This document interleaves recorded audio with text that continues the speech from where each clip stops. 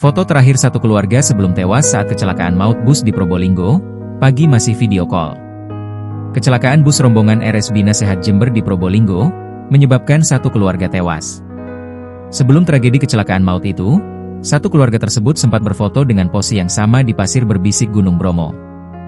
Mereka adalah Hendra Pratama, ayah 37 tahun, Wardah, ibu 36 tahun, dan Aiza Fahroni Agustin, anak 7 tahun.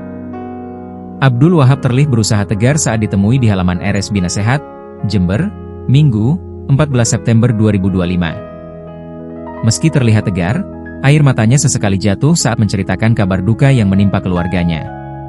Akibat kecelakaan maut di Jalan Raya Sukapura, Desa Boto, Kecamatan Lumbang, Kabupaten Probolinggo itu, Wahab kehilangan anak sulungnya, menantunya, serta sang cucu, Aiza Fahroni. "Saya teringat cucu saya. Tadi pagi masih video call sama saya," ujar Wahab dengan suara bergetar. Pagi hari sekitar pukul 5.15 WIB, Wahab sempat berkomunikasi dengan anak dan cucunya lewat video call. "Cucu saya bilang, 'Kung, saya lagi ada di Bromo.' Terus dia cerita-cerita.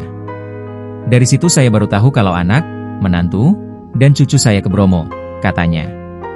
Sejak siang, tak ada kabar lagi. Kekhawatirannya semakin besar saat nomor telepon anaknya tak bisa dihubungi. Hingga akhirnya, kabar duka datang, anak, menantu, dan cucunya menjadi korban meninggal dalam kecelakaan bus wisata INDS 88 itu. Wahab mengaku sempat mendapat pertanda sebelum tragedi terjadi. Dia bermimpi menemukan kancing hitam, lalu keesokan harinya mendapati kancing bajunya yang berwarna putih hilang. Padahal sebelum tidur kancing itu ada. Mungkin itu pertanda. "Meski awalnya saya nggak mikir apa-apa," ucapnya lirih.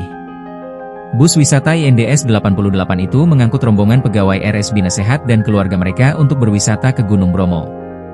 Rombongan berangkat dari Jember pada Sabtu, 13 September 2025, malam pukul 22 waktu Indonesia Barat.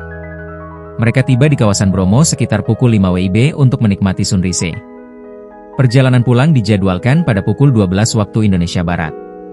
Namun, sekitar pukul 12.14 WIB, bus mengalami kecelakaan di Jalan Raya Sukapura, Desa Boto, Kecamatan Lumbang, Probolinggo.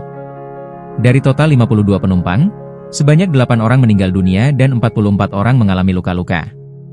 Pada pukul 19.30 WIB, seluruh korban baik yang selamat maupun meninggal dunia dibawa pulang ke Jember menggunakan 23 mobil ambulans dari Probolinggo. Download Tribun X sekarang, menghadirkan lokal menjadi Indonesia.